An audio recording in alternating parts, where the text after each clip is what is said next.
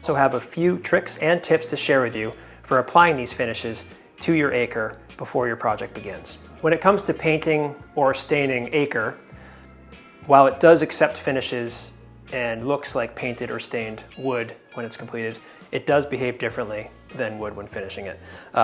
Most of that comes because of the composite nature of it. We do not absorb stains and paint like wood. So because of that, there are some positives to that.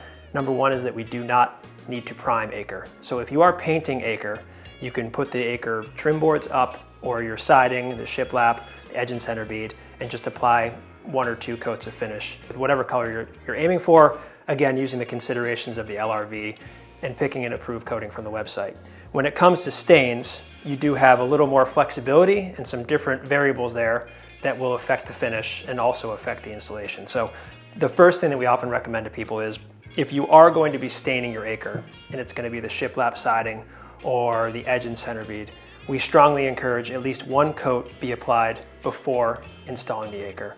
That's because long runs, if you hang them on the wall and you have a 16-foot run on the vertical or even on the horizontal, and because you're going to be using water-based finishes that tend to dry faster than some of the traditional solvent-based stains, it will dry faster and you will get lap marks. So we strongly encourage laying the boards out on sawhorses, under cover, usually away from sun so that it doesn't dry as fast, and trying to do long finishing strokes. We do have a video that goes into further detail of this application to showcase that on the sawhorse and applying finishes to boards before being hung.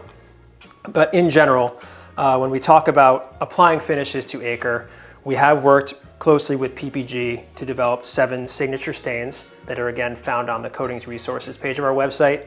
There are ACRE Laurel, which is a natural finish, Montauk Gray, Biloxi, Mahogany, Walnut, Amory, and Black. This is showcasing 1 coat, and this is showcasing 2 coats of finish. Now again, when it comes to the application, you have the options of using a brush, like I have right here, just a 3-inch deck staining brush. You have stain pads, sponge, you have these applicator pads, and then you can use a roller to apply it. You could also spray it, and you can also wipe it with a rag. And so with 1 finish, 1 color, you have a lot of different options in terms of the finish that you get there. In general, similar to wood, like you would before you're applying your finishes, if you do have any surface scuffing or marring, or maybe there's a little dirt there and you're trying to dress it up before applying the stain, 120 grit sandpaper. You could either use a sanding block and the sandpaper, or you can get 120 grit sanding sponge here. And what we generally recommend is just sanding in the direction of the board with the grain. So you can give a light touch up, sands up nicely. We can wipe it to make sure it's clean. And then now applying stain as you would with wood. Because we do not absorb, we generally recommend less is more. So you do not need a lot of stain on here, very little. Just get it on the board.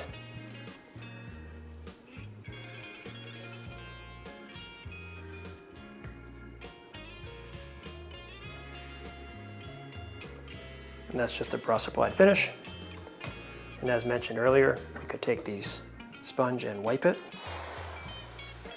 for a different finish, or we could take the rag and wipe it for another different finish. So again, this is the walnut color from the stain board here, applied by brush, wiped with a sponge, and then ragged off to give a few different varieties of there, 1 coats, 2 coats. But again, going back to the basics of this water-based finish, LRV above 55. If you're not familiar with LRV or you're unsure, we have a coatings quiz on our website. We have the 7 approved stain colors that are, regardless of the color, these are made with an infrared reflective pigment. They're all approved colors, and you can find additional stains and paints that are approved on the website, and then apply a couple different test methods to get the finish that you're hoping to achieve, and then from there you can proceed with your project.